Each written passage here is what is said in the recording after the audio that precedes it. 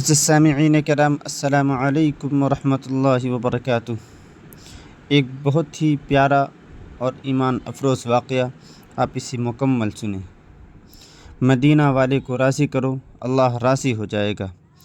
حضرت شیخ یونس جون پوری رحمۃ اللہ علیہ کے پاس ایک بہت بڑے عالم آئے جو خود بھی حضرت شیخ زکریا رحمۃ اللہ علیہ کے خلیفہ تھے، اور آ کر کہنے لگے کہ حضرت، مجھے لگتا ہے کہ اللہ مجھ سے ناراض ہو گیا ہے، کوئی راستہ بتا دیجئے کہ اللہ راضی ہو جائے۔ حضرت شیخ یونس یہ سن کر رونے لگے اور کہا، میں کون ادنا درجہ کا آدمی جو میں تیرا تعلق اللہ سے جوڑ دوں۔ کہا، حضرت کوئی راستہ بتا دیجئے، آپ حدیث شریف سے واقف ہیں اور اللہ نے آپ کو علم و تقوی سے نوازا ہے۔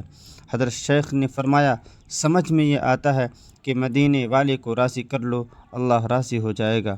پوچھا، حضرت وہ کیسے؟ فرمایا، دو کام کرو۔ نمبر 1، درود شریف کی خوب کثرت کرو۔ نمبر 2، آپ صلی اللہ علیہ وسلم کی سنتیں تلاش کر کے اس پر عمل کرو۔ ضرورت نہ ہو پھر بھی سنت پر عمل کرو۔ مثلا پانی پینے کی ضرورت نہیں تھی، پھر بھی بیٹھ کر پانی پیا کہ نبی کریم صلی اللہ علیہ وسلم کی سنت پر عمل ہو جائے۔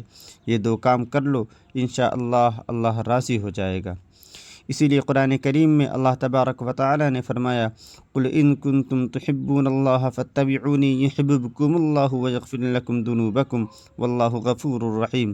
اب وہ عالم صاحب ایک مہینہ کے بعد آئے، بڑے خوش تھے، آ کر حضرت کا ہاتھ چوم لیا اور کہا، حضرت اللہ راضی ہو گیا۔ حضرت شیخ نے پوچھا، وہ کیسے؟ اور آپ کو کیسے پتہ چلا کہ اللہ راضی ہو گیا، اور پہلے کیسے یہ معلوم ہوا کہ اللہ ناراض تھا؟